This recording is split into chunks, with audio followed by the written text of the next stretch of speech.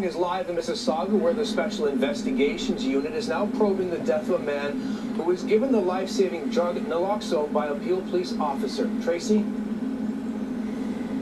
Well, Austin, it's the second time in less than a month that the SIU has launched a probe into police officers after they tried to save a life using Naloxone.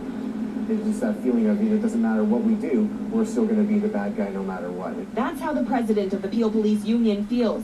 Last night around midnight near Derry Road East and Rexwood Drive, officers performed CPR and administered Naloxone to a 45-year-old man. He died at the scene. Because the SIU is mandated to investigate all incidents involving police where there is serious injury or death, now for the second time in over 3 weeks, the SIU is investigating a death after police officers administered the opioid reversal drug. It puts the officers certainly under scrutiny, and they have to live with that until these investigations are done, and they can take a really long time, anywhere between 18 and 24 months sometimes. The first time the SIU opened an investigation into Peel police officers for a similar situation was on March 12th. It happened near Queen and McLaughlin. Officers performed CPR and used Naloxone on a man who was pronounced dead at the scene. Fire's not being investigated, nor should they be. Ambulance is not being investigated again, nor should they be. Police are investigated for administering the exact same drugs, the exact same life-saving techniques that all the other frontline or emergency services offer. I think, frankly, it's an overreach. There are calls to change the SIU mandate to create an exception while using the drug, as Naloxone kits are being distributed to 61 police services and 447 municipal fire departments across the province. Officers may be more hesitant to perform and to do these calls, and the personal impact it has on them. Puts hesitation in anyone's mind to intervene and try to save somebody. I think that's problematic. The Ontario Association of Chiefs of Police say they strongly disagree with the SIU's current policy. Ontario is in a fight against opioid overdoses. Our officers are on the front line of that fight. We need everyone in the fight. And the Ministry of the Attorney General is now weighing in, sending a statement to CTV News a short time ago, reading in part, "It is not in anyone's interest, the public, the police, or the SIU, for there to be a lengthy or needless investigation when a death or serious injury was not caused by an officer's conduct, but simply coincided with an officer providing first aid or administering Naloxone." As part of the government's recently passed Safer Ontario Act 2018, the legislation would allow the SIU director not to investigate a narrow set of cases set out in regulation where a police officer administers first aid but has no other interaction with the individual. Now, the SIU's director said in February that the agency expects all cases in which a civilian is seriously injured or dies after a police officer administers Naloxone. Reporting live, I'm Tracy Tong. Austin, back to you. Then we got Zoe Dodd. This is the first overdose 3 weeks ago, March.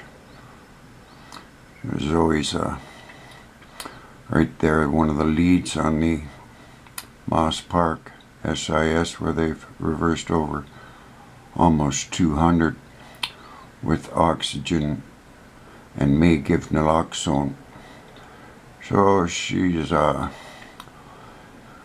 welcomes the investigation. We don't know the whole inside story, but if police are gonna intervene, they should know how to respond. That's for sure. Because this is what's inside that 4 milligram intranasal Naloxone.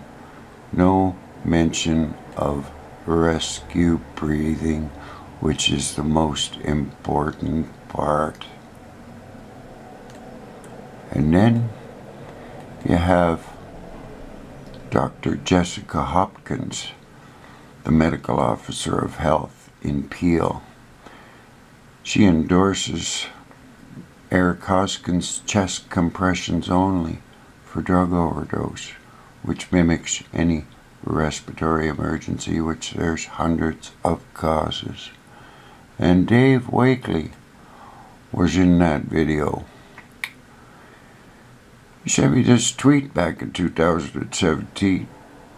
So, the 7 replies I send him all about resuscitation, and he is EMS, and EMS sees respiratory emergencies all the time. It's not a cardiac arrest. Then you have Adam Calcraft, who's in the video also.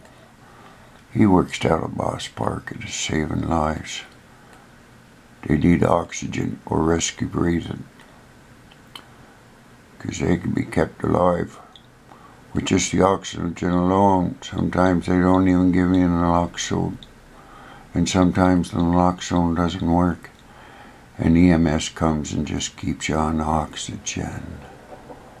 Anyway, they're killing drug overdoses, non-drug overdoses, and there's thousands of them left with permanent brain damage, lack of oxygen, and other organ damage, lack of oxygen, because a doctor can't tell what's causing a respiratory emergency, but give air ASAP, diagnose and treat the underlying cause.